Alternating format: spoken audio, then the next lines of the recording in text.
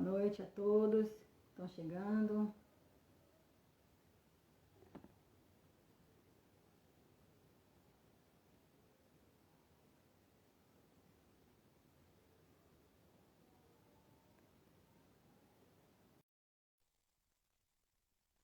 Boa noite a todos.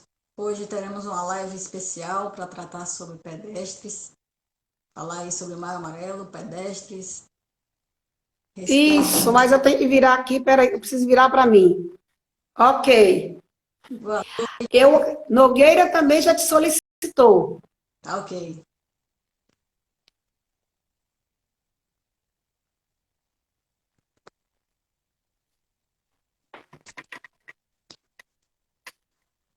Deixa ela entrar aqui. Estou tentando ver. Estou aqui. Pronto. Fazer as honrarias aqui. Hoje Bem-vindo, Nogueira. nós trataremos sobre pedestres, né? Respeito e responsabilidade. Respeito, responsabilidade, exatamente. Vocês estão me Jaqueline, ouvindo?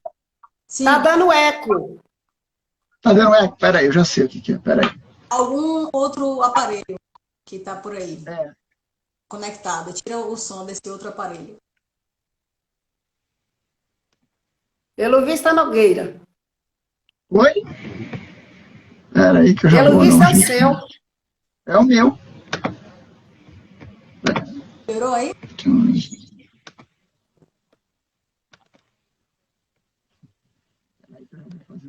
Peraí que a gente já vai longe aqui. Melhorou? Vou desligar esse aparelho, pronto. Desligou? Melhorou? Acho que agora melhorou, agora? né? Melhorou. Eu tô te ouvindo bem a Marlene. Que legal. Boa noite. Satisfação ter o senhor aqui, viu? Satisfação é minha. Hoje nós trataremos sobre pedestres, respeito e responsabilidade, né? Esse tema tão importante do movimento Maio Amarelo, que desde 2014 tem feito um trabalho brilhante, né? E contamos com a participação aí do nosso amigo Eduardo Nogueira Júnior, bacharel em Direito, tecnólogo em Engenharia Civil de Pavimentação e Movimento de Terra, professor de curso de pós-graduação em Psicologia do Trânsito e gestor de trânsito da Companhia de Engenharia de Tráfego de São Paulo. Temos também como mediadora nossa querida observadora certificada e representante do Movimento Maio Amarelo no estado da Bahia, Marlene Alves Silva, psicóloga, pós-doutora em Psicologia Clínica, mestre e doutora em Psicologia com ênfase em avaliações psicológicas, professora convidada em cursos de pós-graduação, no momento no curso de Psicologia das Unidades do Ser Educacional, na disciplina de Psicologia do Trânsito. E, além disso, é psicóloga credenciada ao Detran Bahia, né? Para aqueles que não me conhecem, meu nome é Jaqueline Santos, também sou observadora certificada, também estou representante do Movimento Maio Amarelo no estado da Bahia e estou aqui só para aprender com os senhores. Obrigada, Jaqueline, por nos apresentar. Quero antecipadamente te agradecer, Nogueira, né, por estar aqui conosco. É um tema extremamente interessante, né, porque, afinal de contas, somos todos pedestres. E aí, Nogueira, para começar, eu gostaria de fazer uma pergunta para você, né? Assim, só para a gente começar a esquentar, então, o nosso bate-papo. Qual é a responsabilidade do pedestre? E aí eu gostaria que você pudesse falar disso um pouquinho e também falar das estatísticas. Certo. Bom, primeiramente eu queria dar uma boa noite para você, Jaqueline, a Marlene, a todos os nossos amigos que estão nos acompanhando por meio do Instagram, né? Para mim é realmente uma honra estar aqui, poder falar um pouco sobre a questão do trânsito, que é extremamente importante na vida das pessoas, na vida da cidade, né? E é um tema que eu já venho acompanhando já há algum tempo. Eu ingressei na Polícia Rodoviária aqui do estado de São Paulo com 18 anos de idade, fiquei por lá 4 anos, depois ingressei na Companhia de Engenharia de Tráfego, onde eu trabalho já há mais de 30 anos. Então, assim, é uma matéria que eu gosto muito, eu acho que é muito importante. A gente tem uma responsabilidade muito grande quando a gente fala sobre trânsito, porque nós estamos falando de vidas, né? Nós estamos falando de qualidade de vida, nós estamos falando sobre mobilidade, né? E essa questão da mobilidade ela é extremamente importante na sociedade, né? Se não houvesse mobilidade, a gente não teria nenhum tipo de possibilidade de crescimento. Então, a mobilidade ela é essencial no desenvolvimento das nossas atividades. E, nesse sentido, nós temos aí as legislações que tratam sobre trânsito, né? O trânsito, com a própria Constituição Federal, estabelece lá no artigo 22, inciso 11, que é competência privativa da União legislar sobre trânsito e transporte. E, por conta disso, nós temos aí a Lei 9.503, né, de 97, lá do dia 23 de setembro de 97, que instituiu, então, o Código de Trânsito Brasileiro, né, o CTB, né, que a gente conhece como CTB. Pois bem, a gente já chama como Código de Trânsito Brasileiro porque não é um Código de Trânsito regional, né, e o legislador já entende que todas as regras devem ser padronizadas em todos os estados brasileiros, até porque essa questão do conhecimento da legislação, e mais do que o conhecimento, né, a prática dela e o respeito pela legislação, isso é fundamental para que a gente possa ter um trânsito seguro, para que a gente possa ter responsabilidade, né? E, sobretudo, quando a gente fala nisso, a gente tem aí atrelada a questão do respeito, né?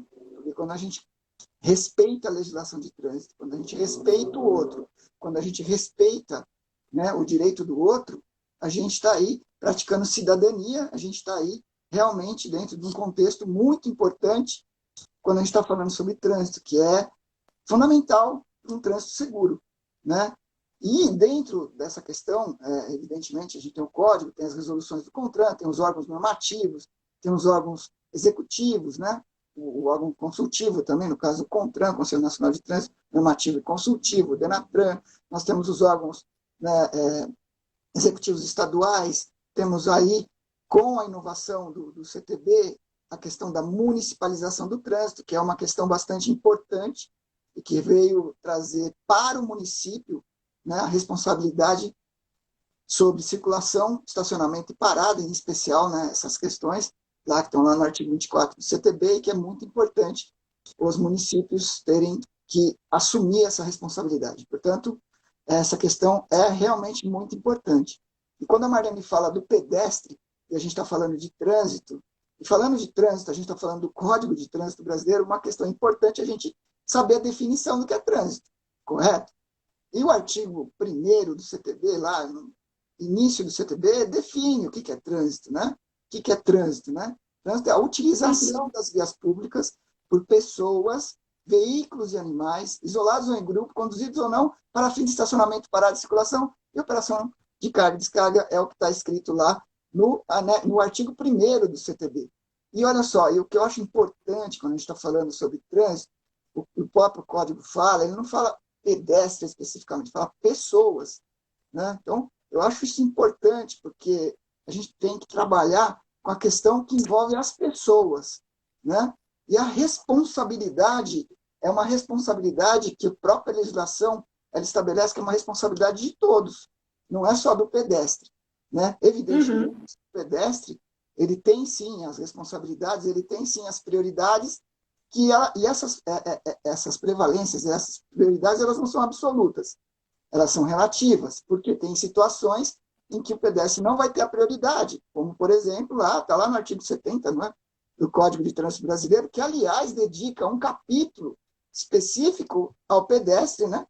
E aos autores que é o capítulo 4, né? Que vai do artigo 68 até o 71, que é muito interessante da gente estar observando.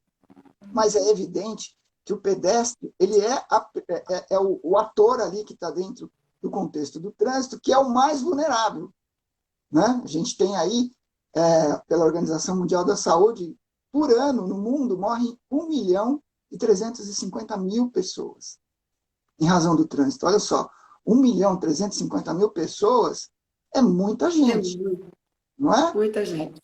Realmente é muita gente. E desse 1.350.000, quase 300.000 são pedestres, né? Então, a gente tem aí uma porcentagem bastante significativa, né? A gente tem também, interessante falando sobre essa questão que envolve a parte de estatística, né? O estado da Bahia, ele está plenamente integrado ao RENAEST, né? Que é o Registro Nacional, né, de Estatística. Aliás, se as pessoas puderem entrar, vão observar que pela internet você já tem contato lá com os dados do estado da Bahia, que é bem interessante e é importante, assim como o estado de São Paulo. Conta aí pra gente. Né? Então, é muito legal, né? Tem bastante dados, a gente vai comentando a respeito deles, assim, né? Vamos falando, que eu acho que é importante, né? Conhecer, né? Se a gente vai falar, ou se a gente se interessa por alguma coisa, é importante a gente ter esse conhecimento, né? Então, a gente tem lá, o estado da Bahia hoje tem 14 milhões de pessoas, né? Por volta disso, tem lá, né? Tem 4 milhões de veículos, né? E tem aí por volta de 1.800 pessoas que sofrem, são vítimas fatais de trânsito, né? Pelo que tem lá no RENAEST, que a gente pôde observar. São Paulo, a gente teve aí, no ano passado, por volta de 810, 809 pessoas mortas no trânsito, e que desse total aí, 315 são pedestres, né? Então, a gente percebe que o pedestre realmente é uma pessoa, é um dos atores de trânsito que mais frágil, um dos mais frágeis. Assim como, né, a gente pode considerar também, a gente tem um aumento bastante significativo dos condutores de motocicleta, né? Se vocês pegarem lá também, lá no RENAEST, vocês vão verificar o quanto isso aumentou a morte de motociclistas, né? Que também é um ator do trânsito, que também sofre aí por conta da sua vulnerabilidade enquanto faz a mobilidade. Então, o pedestre, a gente tem que entender, sim, ele tem responsabilidade, evidente que tem, mas a gente tem que entender também, e o Código também prevê isso, lá no artigo 29, no parágrafo 2º do artigo 29, onde ele fala que os veículos, né, maiores, né, têm a responsabilidade pelos veículos menores, né, e os menores para os não motorizados, e todos pelo pedestre. Então, assim, a gente tem que entender Nogueira, Pois não. posso te interromper só um pouquinho? Claro, Porque quando você traz essa estatística da Bahia e de São Paulo, eu achei muito interessante você colocar, né? Então, nós estamos falando, né, de uma mega cidade que é São Paulo. Como você, como gestor, como é que você faria esse comparativo das mortes de pedestre na Bahia com as mortes de pedestre em São Paulo? Só para que a gente possa ter uma ideia. Então, é assim, na verdade, assim, a gente tem que observar algumas questões. O pedestre, todos nós somos pedestres, como você comentou no início. Uhum. Né?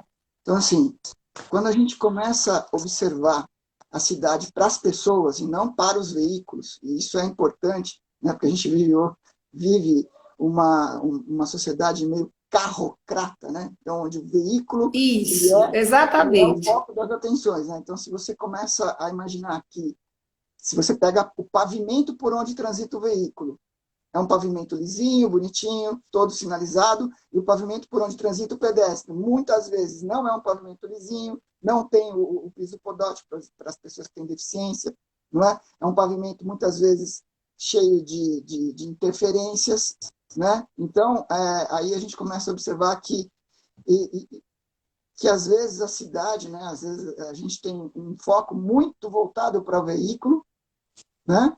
E Sim. não voltado para o pedestre, que é importante, né? Então, assim, a cidade, ela tem um espaço público, e como o nome fala, é espaço público, é para todos, não é?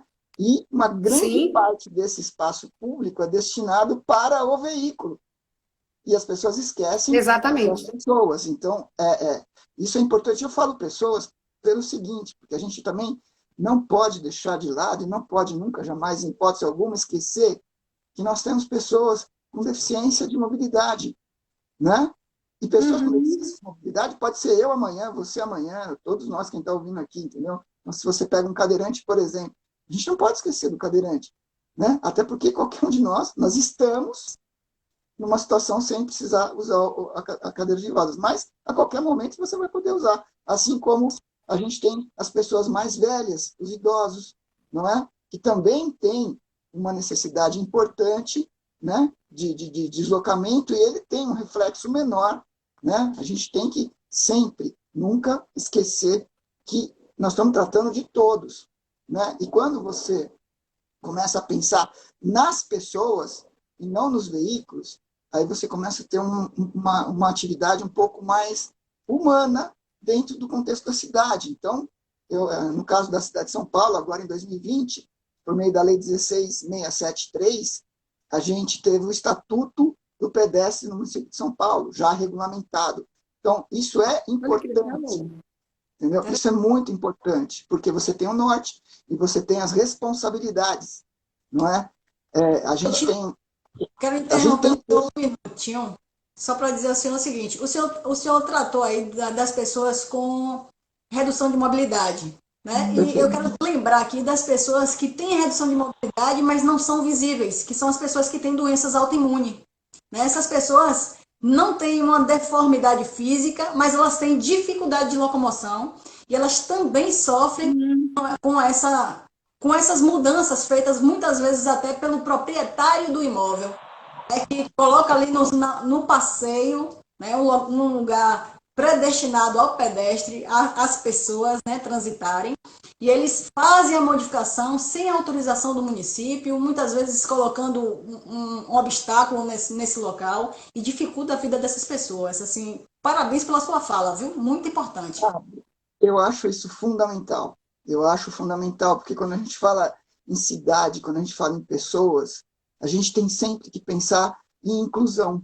A gente tem sempre que pensar no todo, não é? Não pode, porque senão você vai chegar no mesmo entendimento de que o carro deve ser o beneficiado maior da mobilidade, né? A gente não pode pensar isso. A gente tem que ter um outro olhar para as questões de trânsito. Quando a gente começa a ter um olhar mais humano sobre trânsito, você começa a desenvolver atividades que realmente podem colaborar no sentido de melhorar a qualidade de vida e, sobretudo, a questão da segurança, né? E quando eu falo isso, a gente tem milhares de situações que a gente precisa ter melhorias, né? A gente está num processo de melhoria, mas é um processo que precisa ser contínuo, e as pessoas precisam entender isso. Então, é muito importante, quando a gente fala de pedestre, se você entender o que o pedestre faz. Então, por exemplo, se você tem uma via muito larga, você não pode simplesmente deixar o pedestre atravessar ali num tempo que ele não vai conseguir atravessar, não é? Você tem que ter um tempo e tem que ser um tempo adequado às pessoas que transitam por ali. Se por ali transitam pessoas mais idosas, se por ali transitam pessoas que você sabidamente tem algum tipo de problema, e aí vai o gestor que tem que saber disso, que tem que conhecer dessas questões. Não é? A responsabilidade, nesse caso, é dele, ele tem que ter esse conhecimento. E aí você vai ter que aumentar o tempo de travessia. Isso vai gerar problemas para o veículo, ele vai ter que ficar esperando mais. Talvez você vai ter um congestionamento um pouco maior. Mas aí é uma questão que a gente tem que entender que a cidade ela é um organismo onde a gente tem que pensar na segurança sempre. Sempre. Não importa. Eu vou ter que ficar um pouco tempo mais. Lá vou ficar um pouco tempo mais. Mas aí também entra outras questões que envolvem mobilidade, né? Que isso é um conjunto de coisas, né? Não é uma coisa simples. Então, será que eu precisaria estar usando o veículo ali naquele momento para sair da minha casa para comprar um pão na padaria? E é esse veículo que está ali? Será que eu não poderia fazer isso a pé? E aí eu já verificaria que eu poderia fazer isso. Quer dizer, então, assim, será que eu não poderia usar o transporte coletivo? Tudo isso que a gente está falando tem muito a ver com a questão da responsabilidade, da inclusão, né? Das pessoas entenderem que ela, enquanto cidadão, né, utiliza um veículo ou se faz um deslocamento, ela sim tem responsabilidade. E essa responsabilidade é uma responsabilidade com respeito, né? A gente precisa ter respeito pelo outro, entender o outro, né? Eu acho que isso é fundamental. A gente não pode, de forma alguma, imaginar que a gente trabalha com números, né? E números são números, ponto, acabou. Eu ponho aqui 1,2 metros por segundo, é a velocidade de uma pessoa, e pronto, eu coloco lá e dane-se. Aí, se o cara não vai conseguir atravessar, é o problema dele. Não, não pode ser assim, né? Por quê? Porque isso vai gerar acidente, né? E nessa linha de raciocínio que a gente está falando, né, a gente tem uma série de estudos que a gente tem que fazer, né, e a gente tem uma questão que é muito importante quando a gente fala de pedestre, que é com relação à velocidade dos veículos. Né? Quando a gente, quando a gente fala em velocidade, a gente está falando de um veículo que pesa aí por volta de 800 quilos. Eu estou falando de um carro comum. Né? Carro comum que pesa aí por volta de 800 a 1.000 quilos, certo? Esse veículo está transitando numa via pública em uma determinada velocidade, certo? Portanto, ele tem uma determinada energia, certo? Quanto maior a velocidade, maior a energia do impacto. E aí, se o pedestre for atropelado eventualmente por esse veículo, transitando em até 40 km por hora, a chance dele não ter o óbito, ou ele não vir a morrer, é muito grande, né? Mais de 70%.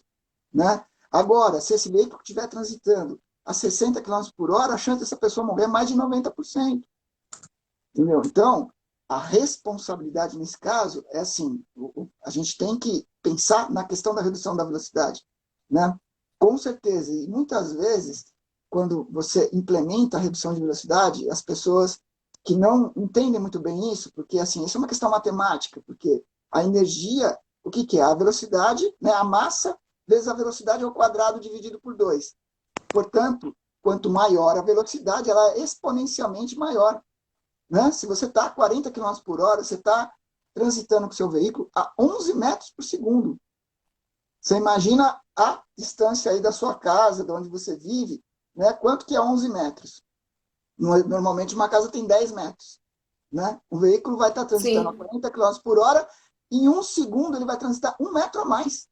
Certo? Só que quem está dentro do veículo, né? E aí ele deixou de ser pedestre, portanto ele acha que ele não teria que ter nenhum respeito, e é por isso que eu acho que é importante essa questão do respeito, é fundamental, eu acho, né? Muito importante, porque ela tem, às vezes a pessoa está andando a 16 metros por segundo, né? 14 metros por segundo, e eu falo por segundo porque eu acho melhor do que a gente falar de quilômetros por hora. Né? Porque quando a gente fala em quilômetros por hora, é muito genérico. E quem está andando num veículo, está a 40 km por hora, ou está a 60 km por hora, para ele é praticamente a mesma coisa. E aí, evidentemente, ele pensa, pô, mas por que esses caras abaixaram a velocidade para 40 km por hora? Por quê? Para salvaguardar a vida. Entendeu? E olha só, e quando a gente fala de responsabilidade, a gente não está falando só das pessoas que são responsáveis pela implementação da diminuição de velocidade. Né? A gente tem que estar falando de um contexto, porque todo mundo é responsável, né? Inclusive as montadoras, né? Que você fala assim, mas o cara que produz o carro não tem responsabilidade? Sim. Evidente que tem, não é? Evidente que tem. Se eu sou uma montadora, eu tenho que pensar em produzir um veículo seguro para a sociedade, né? E aí, e nesse sentido, as montadoras já vêm trabalhando nesse sentido, graças a Deus, né? Eu acho que é uma evolução, né? Nós temos aí os veículos autônomos, semi-autônomos, né? Temos aí veículos que já conseguem identificar a presença do pedestre e mesmo sem que o condutor venha a acionar o freio, aquele veículo vai parar. Né? Então, essa também é uma responsabilidade que é importante, porque a gente evita mortes. E evitar mortes é realmente muito importante. Quem já teve alguém aí, quem já, infelizmente, né, passou por algum problema nesse sentido, talvez saiba na pele o que eu estou falando. Né? Eu trabalho há mais de 30 anos com isso, 20 anos na rua. Então, eu já vi muita Nogueira, eu diria que não tem uma família que não tem alguém que morreu em função de um sinistro de trânsito. Pois é. Se a gente parar para pensar, e se a gente fizer realmente essa pesquisa, sempre vai ter alguém. Um primo, um tio, uma tia. Essa semana, por exemplo, nós perdemos um colega aqui na Bahia, justamente uma questão de trânsito. Tudo bem, ele passou mal, saiu da estrada e colidiu com o poste. Por que ele colidiu com o poste? Aí eu falo para exatamente o que você falou. Será que se ele tivesse em baixa velocidade, teria ido a óbito? Eu me fiz essa pergunta, sabe? Exato. E aí, vou te instigar mais um pouquinho, então. Você falou muito assim do pedestre, do respeito para com ele, né? Dessa responsabilidade. E quando o pedestre não respeita as normas? O que você teria a nos dizer nesse sentido? Exato. Você falou aí, inclusive, de uma legislação, não foi bem, você usou justamente de uma lei de São Paulo, né? Não, a gente que foi agora de o 2020. Estatuto do Aí, Pedestre. em 2017, Então, teve uma significa que ele tinha direitos e deveres, não é isso? Claro. Olha só, essa questão é o seguinte. A gente tem que entender que pessoas cometem erros. Não tem jeito. Uhum. Pessoas cometem erros. Entendeu? Não adianta. Se você... Exatamente. Então, assim, não, mas eu confio... Ó, um exemplo muito... Eu confio no meu filho plenamente. Eu confio plenamente no meu filho. Moro no 20º andar do meu apartamento no 20º andar. Falei para ele que ele não pode ficar próximo da janela, porque se ele ficar próximo da janela, se pendurar, ele vai cair. Mas eu confio tanto no meu filho que eu vou lá e coloco uma tela. Por quê? Tela. Porque Sim. mesmo confiando no meu filho, eu vou lá e coloco uma tela porque eu não quero que o meu filho, mesmo se eventualmente cometa um erro, venha ter algum tipo de problema. Entendeu? E assim, Sim. então, o que a gente tem que imaginar é que o pedestre, nem todo mundo, e vamos colocar assim, que atira a primeira pedra quem nunca atravessou fora da faixa. Né? Todo mundo, acho que já fez isso Sim. alguma vez, não é? E aí, assim, não é porque o pedestre atravessou fora da faixa que ele tem que ser morto, ele tem que ter uma sentença de morte, não é? Erros acontecem, erros podem acontecer. O que não pode acontecer é a fatalidade, não é? Não é porque seu filho foi para a escola e atravessou fora da faixa, foi atropelado, que ele vai ter que morrer. Agora, tudo isso que tem que ser verificado, tem que ser estruturado, passa, sim, num primeiro momento, pelo respeito às regras, porque na grande maioria das vezes que você tem um acidente, o que precedeu aquele acidente foi o que é uma infração de trânsito. Né? Então, quando Uhum. você respeita o código de trânsito, quando você respeita, seja o pedestre, seja o condutor do veículo, enfim, todo mundo, você evita o acidente. Mas também tem um outro ponto, que é o seguinte, não é porque a pessoa atravessou fora da faixa que ela tem que ser, se ela for atropelada, ela tem que morrer. Aliás, esse conceito é um conceito do Visão Zero, lá da Suécia, lá desde Eu já 1950. ia te perguntar sobre ele. Exato. Então, bora falar um pouquinho desse conceito zero, dessa visão Exato. zero aí. Nenhuma morte é admitida. Né? A gente não pode admitir nenhum tipo de evento com morte ou algum tipo de lesão grave, né? Porque realmente é uma tragédia quando alguém morre por conta do trânsito. E vamos imaginar que são mais de 1.350.000 pessoas no mundo morrem no trânsito. Então, assim, não deveria acontecer. Né? E trabalhar em relação a isso, fazer com que essas questões, esse tipo de evento não aconteça, ela não pode ficar também somente com a parte pública ou a parte privada. Tem que ter uma integração de todos, não é? Essa integração... Responsabilidade de todos, né? Exatamente. Não é? E isso passa por um conceito muito maior, e é isso que a Visão Zero estabelece. Né? Então, que nem você falou, puxa, ele passou mal, estava numa estrada, saiu, bateu no poste. Será que era tão necessário ter um poste ali? Não é? Sim. Entendeu? Será que eu não poderia ter alguma coisa subterrânea e algum tipo de defensa que exatamente poderia evitar esse tipo de coisa? Porque isso pode acontecer. Então, a gente tem que prever as coisas e considerar que erros acontecem. Não é? E a gente não pode... Quando o senhor fala que erros acontecem, eu aqui me remeto agora a pensar nos erros cometidos pela engenharia em algumas cidades. Eu consigo visualizar em algumas cidades que eu visito, né? Eu faço consultorias de trânsito e tal, e às vezes eu vou em determinados locais e eu encontro uma faixa de pedestre logo após a curva. Pois é. Então, o condutor ele não consegue visualizar o pedestre, nem o pedestre consegue visualizar o movimento que está tendo nessa via. Né? Então, às vezes, o erro não é só do pedestre, às vezes, o erro é da engenharia. Às vezes o erro é da instituição de trânsito que não tem um engenheiro. Né? Então, o erro, de fato, acontece. Né? Exato. Aliás, essa que você está falando, é uma das principais regras de direito defensivo é ver e ser visto. Né? Muitas vezes eu atendi acidentes que eu ficava indignado, mas o que aconteceu? Eu não vi o pedestre. Entendeu? O motociclista, mas eu não vi de onde ele veio. Entendeu? Então, assim, o pedestre... Aí vem a história do ponto cego, né? Exatamente. Ainda tem a história do Inclusive ponto tem, cego. inclusive os pontos cegos existem não só nos retrovisores, mas nas Não, colunas dos veículos. Existem veículos que a coluna Sim. da parte do para-brisa é tão grande que você, para ver alguém, você tem que movimentar o corpo, senão você não consegue ver, de fato. pois é. E já que, olha só, que você estava falando das vias. As vias também têm um ponto cego para o Sim, motorista. sim. E aí não consegue enxergar o pedestre, A a harmonização, pessoa que está atravessando. algumas empresas que fazem propagandas, né, de publicidade, colocam outdoors em locais inapropriados. Às vezes a prefeitura não fiscaliza isso. Né? A gente tem Exato. várias Aí, situações. e no que você... Tem algumas vias aqui na cidade de Ilhéus, por exemplo, que foram implantadas agora e que o pessoal fez um trabalho fantástico. Entretanto, o pessoal que faz aquela parte de jardinagem colocou algumas árvores em determinados locais que a gente já visualiza que quando aquela árvore crescer, ela vai tirar essa visão. Então a gente já está entrando em contato para poder fazer essa comunicação, para não haver esse erro, para as pessoas não colidirem ali. E nisso que vocês estão falando é extremamente importante, e vocês têm que considerar também que muitos acidentes em atropelamento acontecem à noite. Não é? À noite. Se de Sim, dia você não vê, imagina à noite.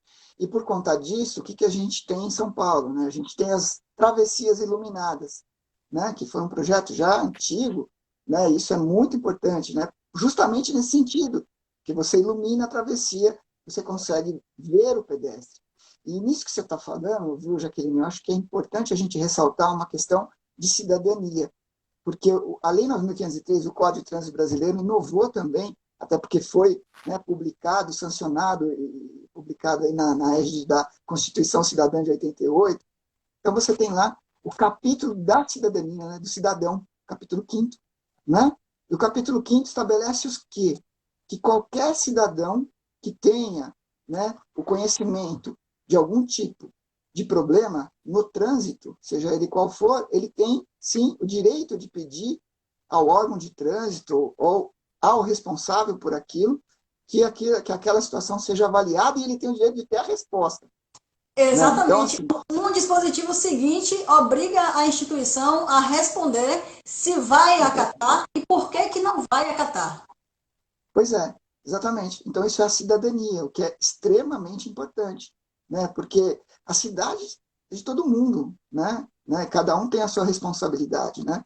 E a gente precisa entender assim que as medidas de engenharia que são implementadas, elas são implementadas sempre no sentido de melhorar aí a qualidade de vida das pessoas, sobretudo a questão da segurança, né? Eu vi lá no Renaeste, também vi no site da como é que é? Transalvador, né?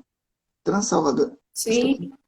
né, que teve uma redução bastante significativa do número de óbitos, né, em 2019, né, de 2018, 2016 para frente, né, o que significa dizer que realmente o pessoal, né, que trabalha com trânsito na Bahia está preocupado com isso, está realmente desenvolvendo atividades. Aqui você acabou de falar de Ilhéus, e eu tive a oportunidade de ir para Ilhéus algumas vezes, quando eu fui lá para Itabuna, né, cidade Sim. sensacional, adoro Bahia, aliás, eu adoro Bahia. Enfim, mas eu achei assim, bem interessante, porque quando a gente começa a trabalhar a questão de uma maneira um pouco mais, de forma mais científica mesmo, né? De uma forma um pouco com outro olhar, né? Então, o respeito é importante, né? Por isso que isso é importante. E às vezes o que eu fico um pouco preocupado, assim, né? Até mesmo com o cumprimento da legislação assim, é fundamental, né? E às vezes o que dá um pouco de... a gente fica um pouco preocupada com a questão da ética dentro do trânsito, né? Porque nem tudo que eu quero fazer eu devo fazer, né? Nem tudo que eu devo fazer eu posso fazer. Nem tudo que eu posso fazer eu quero fazer, né? Aquela história da ética, né? E às vezes o que a gente vê é que o respeito pela legislação, eu vejo que em algumas, não sei se é no YouTube, enfim, as pessoas, elas simplesmente pegam uma moto e transitam a 300 km por hora numa rodovia, filmam isso, não é? Disponibilizam isso no site, e as outras pessoas entendem aquilo como sendo legal, perfeito, maravilhoso, né? Que Então, vai assim, curtindo. está curtindo uma coisa que e aí o respeito, né? O fundamento assim, é pavoroso, porque a gente sabe que isso é extremamente perigoso, mas é muito perigoso, né? E a gente já viu muitos acidentes nesse sentido. Então, e a velocidade é uma coisa que, sabe, é fundamental para quando você pensa em segurança de trânsito, né? E as pessoas fazem isso. Isso é um profundo desrespeito, é uma falta de ética, na verdade, né? Porque você não pode fazer isso, né? E quando você faz isso e as outras pessoas curtem isso, né?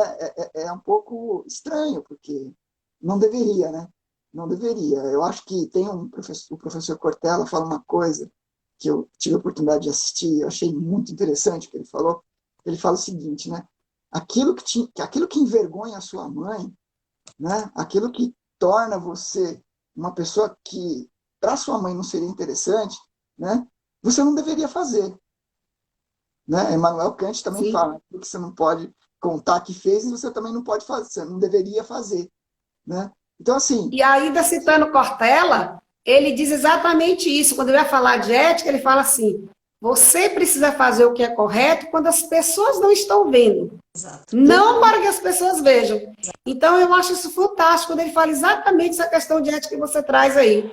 Porque ele vai pontuar exatamente isso. Então, eu não vou fazer, como você mesmo colocou, eu não vou respeitar as leis porque tem um radar ali na frente.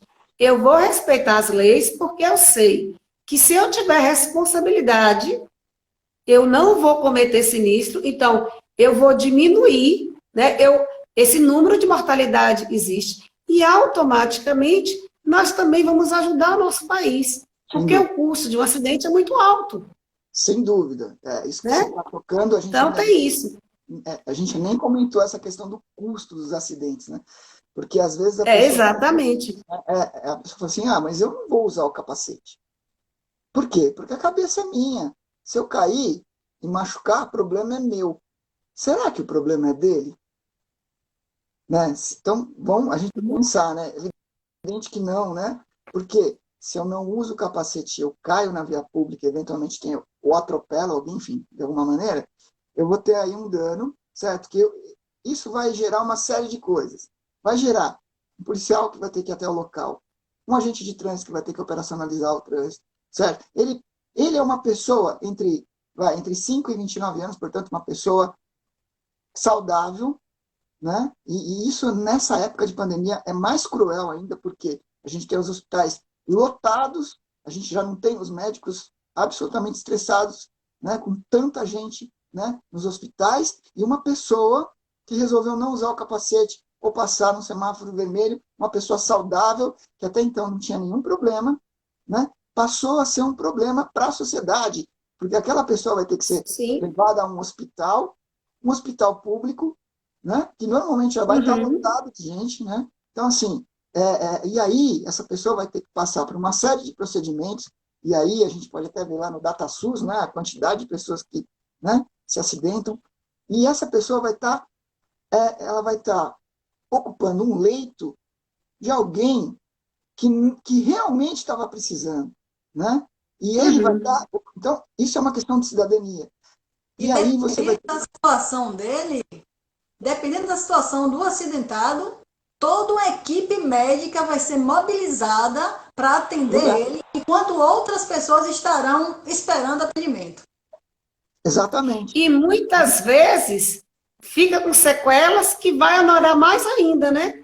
Porque vai demandar muito mais outros serviços. Exatamente. Então, todos, e fora que depois ainda vai, em algumas situações, se aposentar, e aí nós vamos pagar aí a aposentadoria dessa pessoa. Essa aposentadoria, exatamente. Uma outra coisa que também não é muito divulgada é a questão do familiar, né? Por exemplo, um pai e uma mãe que tem um filho de 20 e poucos anos de idade que se acidenta e perde a mobilidade, né? Fica ali tetraplégico. Esses pais começam a ter depressão, né? É uma situação de saúde pública também, que também onera o Estado, né? O Estado que eu digo Brasil. Então, as pessoas não pensam nas consequências que deixam, né?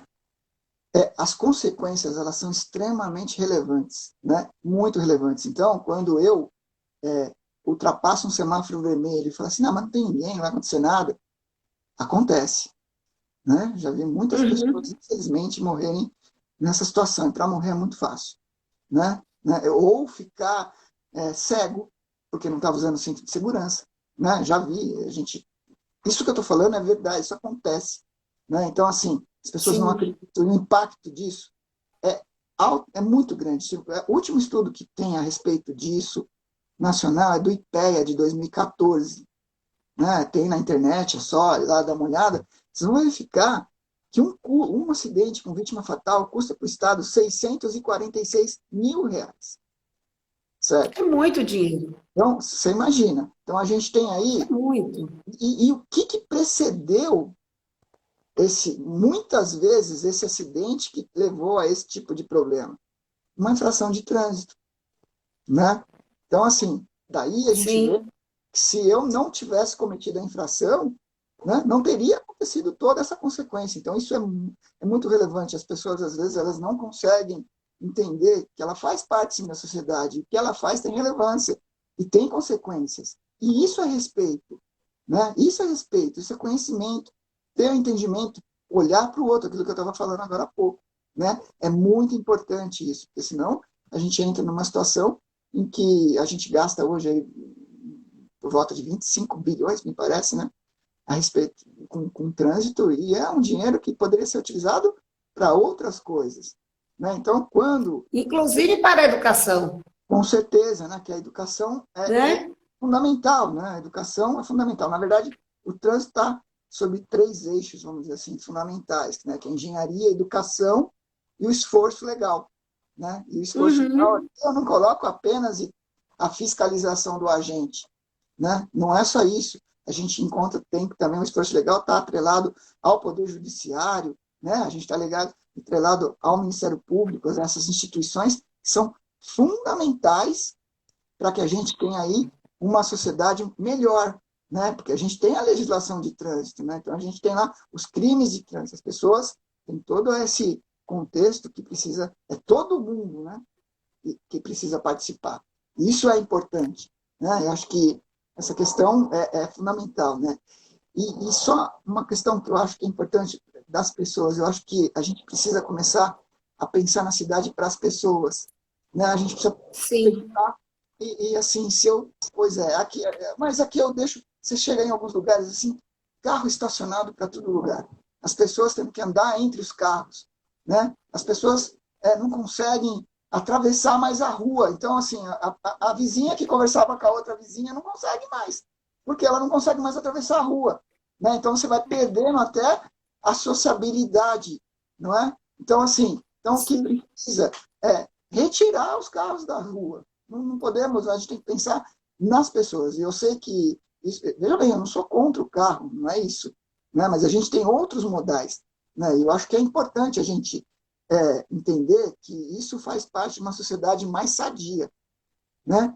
E a gente Sim. não pode se A deixar semana levar. passada, para você ter uma ideia, a semana passada, por exemplo, a nossa live foi sobre o ciclismo, né? Foi justamente o uso da bicicleta. Mas você falou uma coisa, eu gostaria de retomar um pouquinho. Você trouxe esse momento pandêmico que nós estamos vivenciando, e Isso. aí eu queria saber de você no que realmente a pandemia influenciou e, né, o que vai realmente ser influenciado a partir daqui nessa questão de trânsito. Sem dúvida, né? Então, a questão da pandemia, acho que ela teve impacto em vários ramos aí, né? Na economia, né? Uhum. A parte da saúde, enfim, uma série de coisas, e também teve um impacto forte na questão da mobilidade, né? Até porque a gente está falando aqui de pandemia e é sempre importante. Eu estou sem máscara agora, né? Mas eu Porque estamos seguros. estou Você aqui está em na sua casa, casa, eu estou na minha casa, e Jaque está na exatamente. casa dela. Então, nós Exatamente. estamos realmente seguros nesse momento, Exato. né? Respeito, usar máscara, né? Distanciamento social, respeitar o outro. Eu acho que isso que é sempre o norte, né? Então, assim, importante isso ressaltar, né? Acho que é muito importante. E assim, nós tivemos também impactos na mobilidade de uma forma geral, né? É evidente que a gente teve com a pandemia a necessidade das pessoas serem atendidas por cicloboys, né? Cicloboys, motoboys, até mesmo pedestres, né? As pessoas, então a gente teve um aumento bastante significativo nesse sentido, né? Então, quem trabalha com mobilidade tem que olhar por esse lado, né? Então, vocês devem ter comentado a respeito disso, provavelmente, né? Que a gente tem aí um espaço reservado da via pública que tem que ser, sim, para os pedestres, né? E se eu precisar aumentar o espaço, tem que aumentar, é importante isso. Assim como tem que ter ciclovias, né? Importantíssimo. São Paulo está aí colocando mais de 300, chegamos a 687 quilômetros de ciclovias, acho que vamos chegar até a 1.000 quilômetros. Então, assim, é importante essa questão, né? O respeito por isso. E uma questão que a gente tem que observar é que as pessoas hoje, né, eu acredito que em vários locais do Brasil, não saio mais de São Paulo, então não estou tendo muito contato, mas eu imagino que as pessoas não estão trabalhando nos escritórios, elas estão em casa, né? Em home office, né? Então, assim, estando em casa, ela provavelmente vai até o mercado próximo de casa, ela vai ter que ir até a padaria, não é? Então, ela vai começar a ter um deslocamento a pé bastante significativo. Em São Paulo, a gente tem quase 8 milhões de deslocamentos a pé, né, por dia. Então, assim, é bastante significativo, né? Então, e essa questão da mobilidade, com a pandemia, eu penso que isso não vai alterar muito. Então, a gente tem que começar a imaginar uma cidade mais voltada ainda para as bicicletas, mais voltada ainda para as pessoas que transitam pelas calçadas, né? E sempre lembrando, né, nesse aspecto, a gente nunca pode esquecer das pessoas com deficiência, né? Eu acho que isso é fundamental. A gente tem sempre que pensar no todo, né? Então, acho que isso é uma questão importante. Eu vou trazer um pouquinho aqui o mote do Maio Amarelo, né? Então, o Observatório Nacional, ano passado, foi justamente assim, perceba o risco, né? E nós vivenciamos todo o período realmente pandêmico. E esse ano ele traz justamente a partir daí, né? Eu vou juntar o ano passado com esse. Então, perceba o risco e seja responsável e respeite, né? Para que a gente possa praticar isso, eu não diria só no trânsito, mas como você falou, na mobilidade humana, né? Não só na mobilidade urbana. Então, eu acho que isso realmente é fundamental. E eu diria, então, que o nosso observatório, ele foi muito feliz na escolha do ano passado, como na escolha desse ano, para este momento, que não é só o nosso país está vivendo, né? Mas, assim, o mundo todo está vivenciando isso, que é esse momento pandêmico que você colocou aí, né? E que, com certeza, com o trabalho em home office, também, é isso que você falou, aumentou realmente os motociclistas, né? E, como é que você chamou aí os outros? O outro que anda de bicicleta? Cicloboys. Os cicloboys, né? Cicloboys. E é verdade. Porque a gente passou a ficar em casa e a gente começou a solicitar todos os serviços em casa. Então, você tem alguma estatística desse período para dizer para a gente se houve um aumento ou não? Houve sim, houve um aumento bastante significativo, sim, no número de pessoas. A gente chama de mobilidade ativa, tá? Que é aquela em que a pessoa, para se locomover, usa dos próprios meios, né? Ela não é transportada, ela ativamente se transporta, que é a bicicleta, né? Que é a pessoa que anda aí a pé, enfim, né? A gente teve um aumento. Não sei te dizer, na cidade de São Paulo, acho que teve um aumento eu não precisaria dar uma confirmada, mas eu só não precisa. Eu sei que você tem um pouco disso aí, basta você, não precisa trazer número, não. Mas se você está dizendo, é porque você tem esse conhecimento. Sim, teve 31% de aumento. Já achei. 31% de aumento das pessoas andando a pé. Né, das pessoas que andam a pé. A pé, ou de cadeira de rodas, ou enfim, né, entendi. Eu nunca posso ser das outras pessoas, né? Também é um aumento muito grande. É um aumento significativo, né?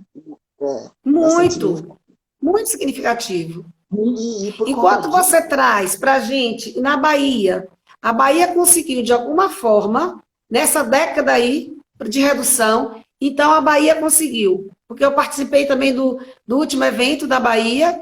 Esse ano eu não participei, mas eu participei o ano retrasado. Então eu tive a oportunidade de ver que realmente a Bahia cumpriu, né? foi, inclusive, homenageada, né, nacionalmente, por conta disso, mas aí agora você está trazendo, assim, um outro dado que eu acredito também que na Bahia tenha subido esse número de mortalidade, principalmente do ativo aí da pessoa, né? Não é um número de mortalidade, na verdade, o que aumentou foi o número das pessoas utilizarem a via pública, né? A via pública, pois é. Como pedestre. Senão, a mortalidade, na verdade, teve uma redução, né? A gente teve uma redução. Sim, eu entendi que você trouxe exatamente o aumento, eu vou chamar de novo do pedestre, mas eu sei que não é o termo correto, né? Então, da pessoa que transita, Isso. né? Eu entendi que foi exatamente isso, que você trouxe para este contexto, não de uma forma geral. Eu acho que isso é importante mesmo ser colocado.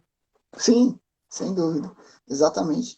Então, assim, eu acho que é importante a gente respeitar e conhecer que quando um órgão coloca um radar para fazer a fiscalização da velocidade, isso tem que ser comemorado, né? Não tem que ser hostilizado, né? As pessoas precisam entender, isso tem que ser comemorado, né? Vai chegar um momento que a gente vai realmente entender que a fiscalização ela não é sinônimo de autuação, é sinônimo de controle, né? O ato de controlar o cumprimento das normas estabelecidas no Código de Trânsito Brasileiro é que a gente chama de fiscalização, né? E muita gente confunde fiscalização com autuação e aí confunde autuação com arrecadação, né? E se você for fazer a quantidade de dinheiro que você gasta com acidentes, um dinheiro que você arrecada com multa, você vai ver que você gasta muito mais do que você arrecada.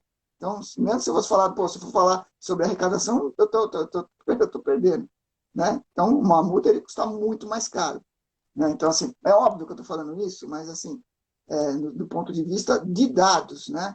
Mas, assim, Sim. a multa é uma penalidade que tem que ser imposta àquele que cometeu a infração, sim, para que ele não venha cometer novamente.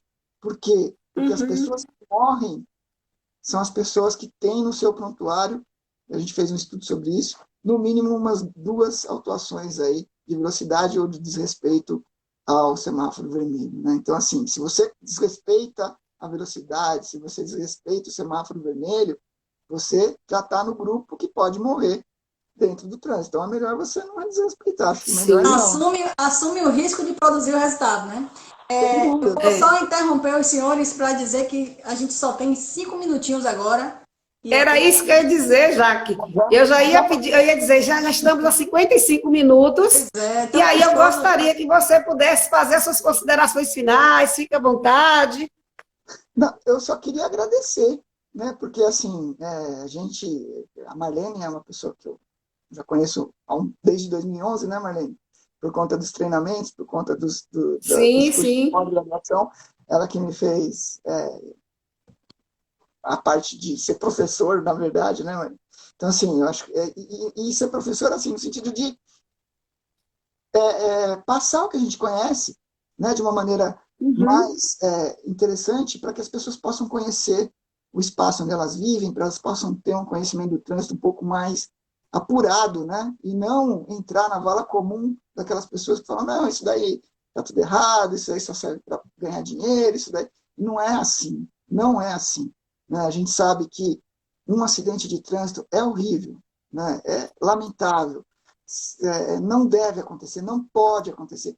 Nós não podemos nos conformar com nenhum acidente de trânsito, nós não podemos nos conformar com nenhuma morte no trânsito, né? E temos que fazer tudo o que for possível, para não dizer impossível, para que aquela morte não aconteça. E todas as medidas necessárias, sejam elas de engenharia, sejam elas de automobilística, na parte de psicologia do trânsito, enfim, né? Porque todo mundo tem responsabilidade, né? Então, todos têm que trabalhar em conjunto para que a gente possa chegar num resultado importante e evitar os acidentes, evitar as mortes no trânsito, porque é lamentável que pessoas de 5 a 29 anos, né, morram aí com a vida toda pela frente, simplesmente porque ou aquela via não era uma via amigável do ponto de vista, né, das fatalidades, ou porque alguém cometeu uma infração, enfim. Isso não é aceitável. Eu acho que isso daí não pode acontecer e a gente tem que batalhar muito para que isso não venha realmente acontecer. E todos que estão aqui, acho que as pessoas que estão participando, acho que pensam exatamente assim. Acho que é importante disseminar, isso tem que estar nas pessoas. É por isso que o movimento Maio Amarelo é fundamental, né? Porque a gente Sim. chama a atenção das pessoas para essas questões importantes. E são importantes, muito importantes. A gente nunca pode imaginar que negligenciar essa questão do trânsito, né? Então, mais uma vez, eu queria agradecer muito vocês por essa possibilidade de conversar. Eu acho que, não sei se eu falei muito, mas é que eu acho isso tão importante, né, de trazer, eu acho que é muito legal. Eu só queria agradecer, obrigado. E é muito importante mesmo. E se você fala da questão do Maio Amarelo, então não é à toa que realmente o nosso mote esse ano é respeito e responsabilidade. E é isso que a gente precisa. Eu diria que não só praticar no trânsito, mas praticar na nossa vida. Porque se a gente respeita o outro, independente de ser no trânsito, automaticamente nós estamos exercendo a cidadania, né? E nós estamos promovendo a saúde do outro. Eu quero agradecer do fundo do meu coração. Você sabe que realmente é um amor antigo, né? Quero trazer você de volta para a Bahia qualquer dia desse. Muito obrigada. Obrigada, pessoal, por ter nos assistido. Já que com você para fazer o fechamento aí. Eu quero dizer aos dois que eu estou assim, muito grata por ter aprendido um tanto mais hoje. Né? E dizer ao doutor Eduardo Nogueira aí que estou muito fã do senhor agora. O senhor vai ter uma fã aí no seu pé, viu? Que a gente vai bater um papo depois. É preciso trazer algumas de suas ideias aqui para a cidade de Ilhéus. Eu acho que o senhor acrescentou bastante hoje aqui no meu intelecto, né? E eu sou muito grata pela sua presença aqui, pela boa vontade de colaborar com o Movimento Maio Amarelo e dizer para o senhor que a gente também está à disposição do senhor, viu? Puxa, eu agradeço. Muito obrigado. Obrigado mesmo. Minha amiga Marlene, gratidão também. Obrigada. Tamo junto aí. Grata a vocês. Até o final do mês, só pelo Maio Amarelo e durante o ano inteiro para falar de segurança viária. Muito grata a todos. Com certeza. Sempre. Obrigada, pessoal. Um abraço. Até logo. Muito obrigado. Muito obrigado. Tchau, tchau. Tchau.